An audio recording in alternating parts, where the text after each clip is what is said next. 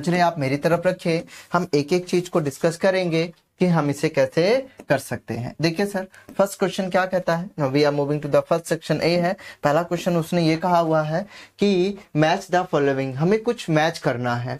अगर कभी भी मैच द फॉलोइंग आता है, इट्स वेरी इजी, इतना ज्यादा टिपिकल नहीं है ये। करना कैसे है मेरी तरफ देखिए। देखिए मैं आपको ईमानदारी से अगर बताऊं ना, तो मुझे ये क्या है, इतना चीजें पता नहीं है। मुझे सिर्फ एक चीज पता है, गोत्रास क्या होता है, कि गोत्रा होते ना, कि ये हमारे गोत्र के हैं, ऐसा बोलते हैं लोग।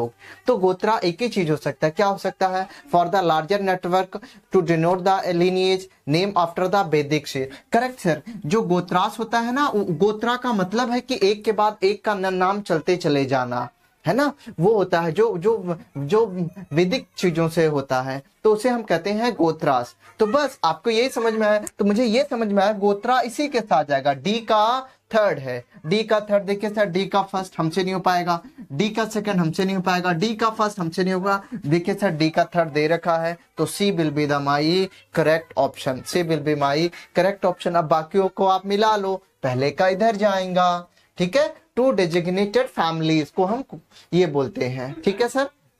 तो यही नेम होते हैं। आपको कभी the match of the following आता है, तो बस एक चीज देखिए कि आपको क्या आता है, you will make the point.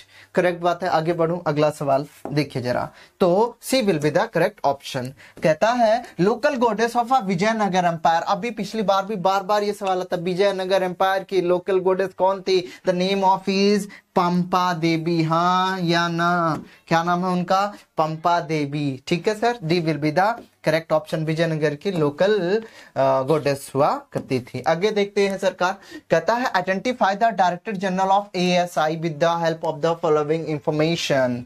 ठीक है सरकार, हमें इनको पता करना। कहता है started the archaeological excavation in the mid 19th century, excavations in mid 19th century, ठीक है। he used accounts of Chinese Buddhist pilgrimage who visited India between the 4th and 17th centuries, इसी in located early in a settlement। ठीक है सरकार, मैं समझ गया कि उन्होंने ये कहा जो इसमें उन्होंने शुरू किया था, और दूसरा कि उन्होंने चाइनीज के जो बुद्धिस्ट पिलग्रिमेज आए हुए थे उनके बारे में उन्होंने 4th से 7th सेंचुरीज के बारे में उन्होंने लोकल अर्ली सेटलमेंट किए थे, ठीक है। हाँ, तो ये एक ही इंसान है। The name of the person, sir ये नहीं है, name of the person is Alexander, ठीक है। A will be the correct option, A for Alexander है सर। अलेक्जेंडर ही थे जिन्होंने क्या किया था, वो जो चाइनीज और बुद्धिस्ट पिलग्रिमेज आए हुए थे इंडिया में, उनके बाद 4th और 17th सेंचुरी में, ठीक है, तो उनके लिए इन्होंने काम किया था। The name of the person is Alexander, ठीक है, Alexander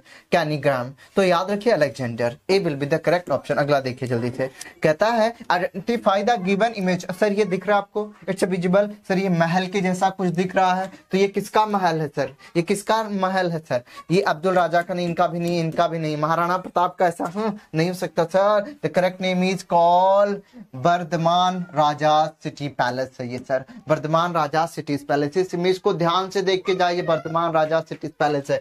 A will be the correct option, हाँ या ना, ठीक है सरकार, वर्धमान राजा सिटी पैलेस। अगला सवाल देखिए, कहता है हु कंपोज द कीर्तना घोषा, ठीक है। कीर्तना घोषा किसने कंपोज किया, तो आपको पता ना, जैसे पहले हम पढ़ते थे कबीर दास के दोहे, पहले लोग दोहे करते थे, कबीर दास जी ने लिखे थे, रविदास जी ने लिखे थे। उसी प्रकार एक कीर्तना घोषा था जिसमें पोएम्स लिखी गई थी, जिसमें कविताएं लिखी गई थी। तो कहता है कीर्तनाथ घोषा की कविताएं किसने लिखी, ये साउथ इंडिया के एक सेंट हुआ करते थे, उन्होंने ये कविताएं लिखी हैं। The name of the person is, south India में सूरदास नहीं थे, सुधा मूर्ति तो थी पर ये नहीं थी। द करेक्ट आंसर इज कीर्तनाथ घोषा, जो लिखा है शंकरादेवा ने। किसने लिखा है, शंकरादेवा ने कीर्तनाथ घोषा, ये पोयम हुआ करते थे, उन्होंने लिखा हुआ है। C will be the correct option, Sankardeva Kirtana Ghosha लिखा गया, हाँ या ना, याद रहे, कल याद रहे, ठीक है सरकार। अगला कहता है the member of a constituent assembly. Assembly हम वही यूज करते हैं जो स्टेट लेवल पे बातें होती है, उसे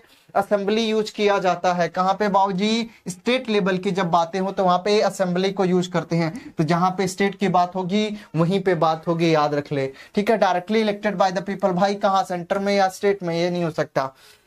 अगला कहता है elected by the legislature of the variation provinces and nominated by the ruler of the princely state. यही करेक्ट है सरकार। मैंने कहा था कॉन्स्टिट्यूएंट असेंबली वही होता है जहां पे स्टेट की बात होती है, तो यही कहता है कि elected by the legislature of various provinces के द्वारा, और वहां पे नॉमिनेट किया जाता था ruler of the princely state, या तो रूलर जो होता था वही उसे नॉमिनेट कर लिया करता था। ठीक है सरकार, उसे ही बोलते हैं कॉन्स्टिट्यूएंट असेंबली वर्ड। ठीक है, कॉन्स्टिट्यूएंट असेंबली इसी को बोलते थे कि या तो लेजिस्लेचर से आ जाइए या फिर रूलर आपको नॉमिनेट कर लेगा। ठीक है, ये बात ध्यान में रखिए। B will be the correct option. ये भी नहीं था और ये भी नहीं था, बी। अगला सवाल है 7 कहता है who propose the British to adopt the policy of pacification. Pacification मतलब शांति। शांति किसी लड़की का नाम नहीं, शांति मतलब पीस। ठीक है, तो किसने प्रपोज किया? हु प्रपोज द ब्रिटिशर्स को किसने कहा भाई इन लोगों से शांति बना ले? मैंने पूछा किससे, उसने कहा पहाड़ी से। ठीक है, पहाड़ीज के साथ शांति बनाने का प्रपोज ब्रिटिशर्स को किसने दिया था? The name of the person is Augustus ने दिया था। ठीक है, डी अगस्टस ने वो यही थे जिन्होंने ब्रिटिशर से कहा भाई पहाड़ीज के साथ क्या बना लो? शांति। हाँ या ना? D will be the correct option. शांति किसने? अगस्टस ने। किसको? ब्रिटिशर्स को। किसके साथ? पहाड़ीज के साथ। अगला सवाल कहता है कंसिडर द फॉलोइंग बाइस। बाबूजी मैं भी याद करते करते ना पागल हो जाऊंगा, इतना तो मेरे को याद नहीं रह सकता, इंसान ही ना हूं। मैंने कैसे याद किया? तिलक मोहब्बत देखो मेरी। कहता है इसे याद करना है ना, मैंने इसे अरेंज कर दिया बाबूजी। किसमें? ABCD में। देख ये लॉट तो सब में कॉमन है, इसका मेरा कोई लेना देना नहीं है, तो इसे मैंने ABCD में कैसे अरेंज किया? मेरी आंखों में देख जरा। इसको मैंने ऐसे ऐड किया। सबसे पहले ये I है, ये R है, ये W है, ये C है, तो सबसे पहले इन सब में से कौन सा आएगा? C आएगा, तो ये सबसे पहले आ जाएगा। उसके बाद क्या आएगा? उसके बाद क्या आएगा? उसके बाद C था तो मैंने पहले ऐड कर लिया। सबसे लास्ट में कौन सा आएगा? W आएगा ना इन चारों में से, तो इसको लास्ट में डाल दे, तो ये चौथे नंबर पे आ जाएगा। हाँ या ना? याद करने के तरीके बता रहा हूं। तो चैम्सफोर्ड सबसे पहले आएगा, विलिंगटन सबसे लास्ट में आएगा, बट इसमें थोड़ी सी आपको ध्यान में रखनी है। वैसे ऑफिशियली तौर पे देखोगे तो I पहले आएगा और R बाद में आएगा, लेकिन तीसरे नंबर पे आ गया है रीडिंग, और चौथे नंबर और दूसरे नंबर पे आ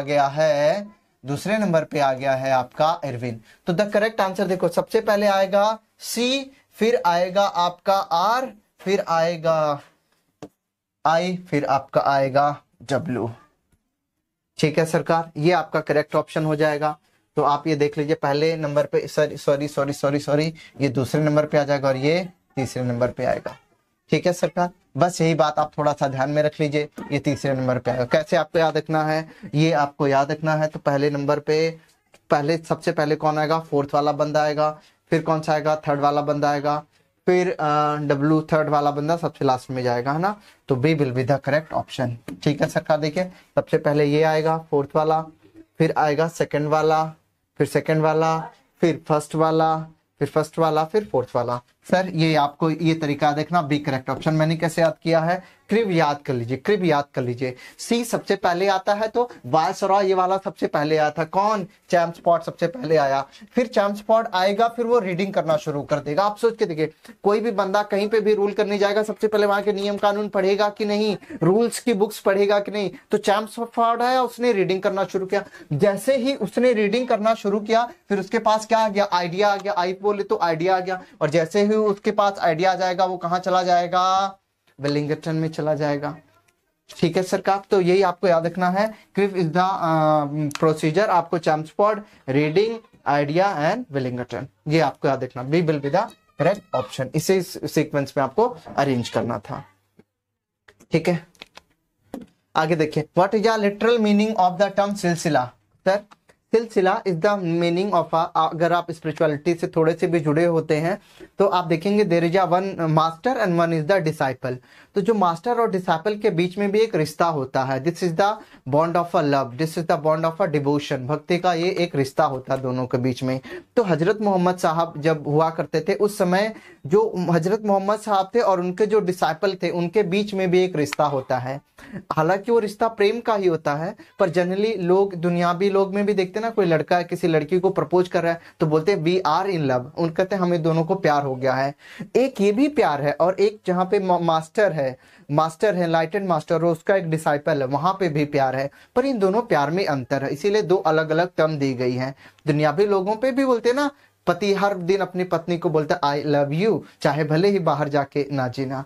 ठीक है सरकार, आप बात को समझ रहे हैं। पर एक यहाँ पे डिसाइपल है और एक यहाँ पे मास्टर, उसके बीच में भी एक रिश्ता है, एक प्रेम का रिश्ता है। उस प्रेम के रिश्ते को हम सिलसिला बोलते हैं, याद रखिए। तो सिलसिला इज अ लाइक का डिवोशन नहीं है, डिसाइपल नहीं है, विदाउट एट्रीब्यूट नहीं है। सिलसिला इज अ लाइक का चेन, किसके बीच में? मास्टर के बीच में और डिसाइपल के बीच में। चेन से मतलब उल्टा नहीं समझना, चेन का मतलब होता है यहाँ पे एक रिश्ता, प्यार का रिश्ता, लव का रिश्ता। This is called the chain. ठीक है सरकार, this is called the chain. तो सिलसिला का मतलब होता है a chain, a love, a relationship between the master and disciple. अगला कहता है, अगला देख लीजिए जरा जल्दी से। कहता है असर्शन, कहता है during the Maurya period communication over both land and river lines channel were critical to empire survive. Correct बात है सर, क्या मौर्य एम्पायर के टाइम पे अगर रिवर ही नहीं होगी तब वो लोग क्या सर्वाइव कर पाएंगे? ये तो बात बिल्कुल करेक्ट है। ठीक है, असर्शन इज राइट। और रीजन क्या दे रहा है इसका? Both land and river line channels were essential in a vast empire for the water supply agriculture. आप बताइए, क्या ये रिवर और जो ये जो रिवर थे और रिवर लाइन थे और रिवर थे, क्या ये सिर्फ इम्पोर्टेंट थे किसके लिए?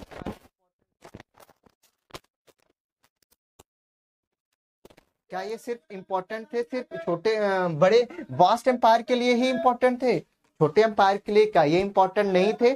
छोटे एम्पायर के लिए भी इंपॉर्टेंट थे और बड़े एम्पायर के लिए भी इंपॉर्टेंट थे। इसीलिए रीजन गलत हो जाएगा। आप समझे, रीजन गलत होने का मतलब क्या कहता है? सिर्फ वास्ट एम्पायर के लिए, दोनों के लिए इंपॉर्टेंट थे। इसीलिए A is the correct, R is a false, C will be the correct option, C will be the correct option. ठीक है ना सरकार, ये रिवर लाइन रिवर दोनों के लिए इंपॉर्टेंट थे। रिवर किसके लिए? दोनों के लिए, वास्ट के लिए भी स्मॉल के लिए भी।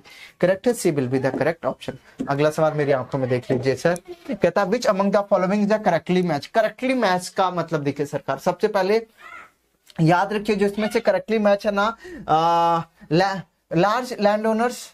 नहीं सरकार, ना ना ना ना ना ना ना ना ना ना ना ना, द करेक्ट आंसर इज सरकार, this one is the correct answer. Slaves को आदिमयी बोलते हैं। स्लेव्स को क्या बोलते हैं? आदिमयी बोलते हैं।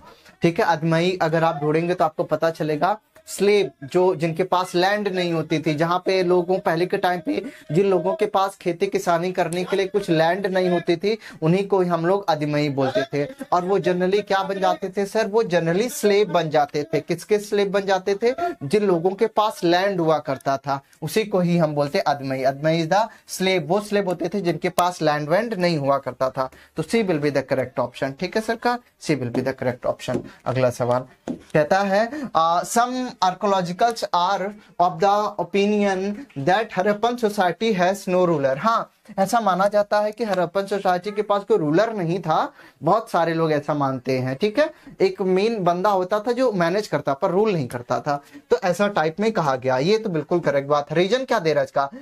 क्यों रूलर नहीं था, उसके पीछे रीजन बोलो। कहता there was a similarity in a artifacts and artifacts the evidence of the planned settlement and the establishment of settlement near the source of a raw material। नहीं सरकार, रॉ मटेरियल के source के पास ऐसा अगर plan settlement है, establishment of plan settlement है, इससे ये थोड़ी ना पता चला कि उसके पास रूलर नहीं था। ठीक है सरकार, इसलिए इसका रीजन भी गलत हो जाएगा। ठीक है ना, कहता ना there was similar artifact and evidence for plan settlement, कि वहां पे प्लान सेटलमेंट का एविडेंस मिला हुआ है और establishment of settlement near the sources of raw material के पास मिला। इससे हम ये बिल्कुल नहीं कह सकते हैं कि वहां पे रूलर नहीं था, क्या पता। ठीक है सरकार, ये करेक्ट रीजन नहीं है। तो A is true, R is false, C will be the correct option.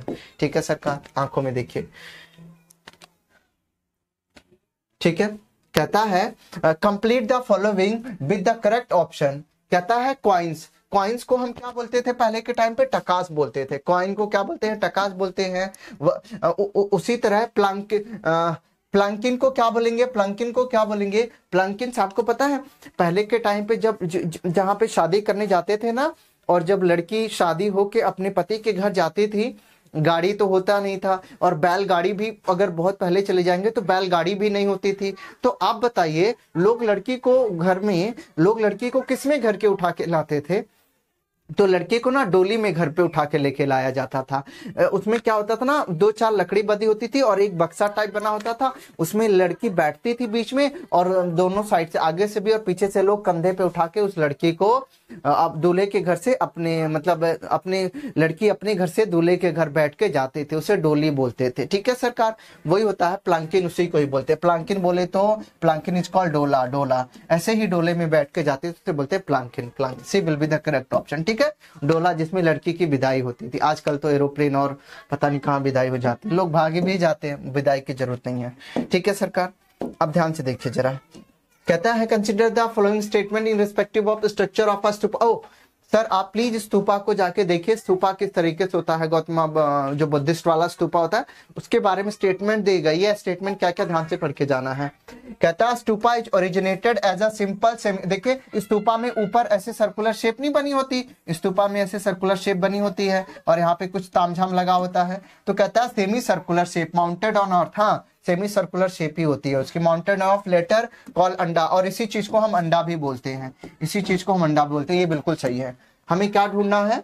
Not correct statement ढूंढनी, पर ये तो करेक्ट है। अगला कहता है above the anda there was a harmika balcony like structure that represent the abode of the god. हाँ, इसके ऊपर कुछ स्ट्रक्चर बना होता है ऐसे करके, तो वो अबोर्ड ऑफ अ गॉड को रिप्रेजेंट करता है। ये भी बात बिल्कुल सही है सर।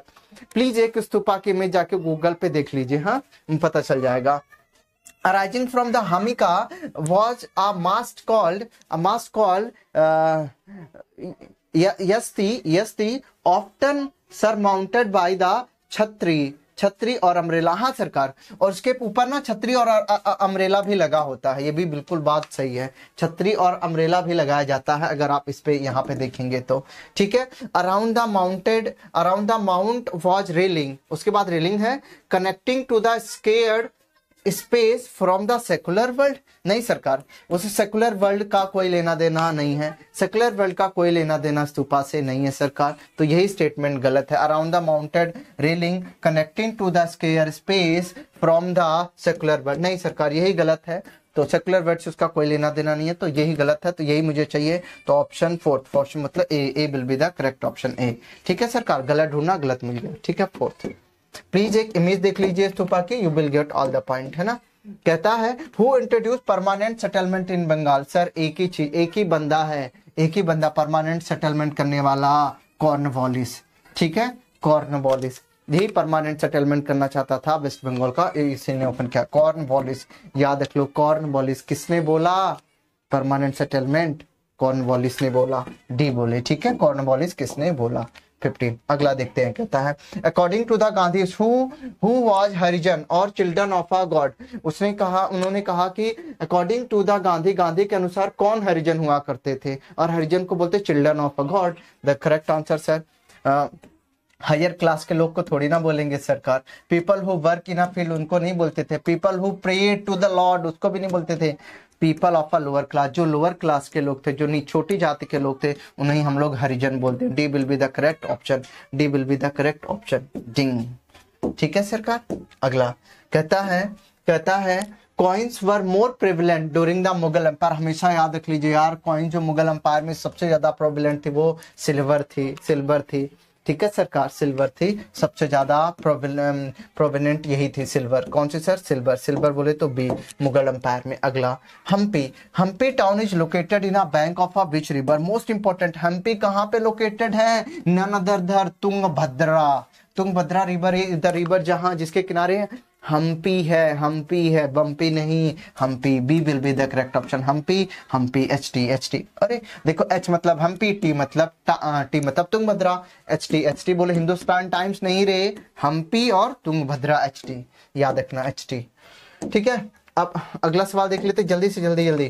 कहता है सी सिंह हु रोड द किताब अल हिंद। उसने कहता है किसने किताब अल हिंद को लिखा है? तो द राइटर ऑफ द किताब Al Hind is called Al-Biruni.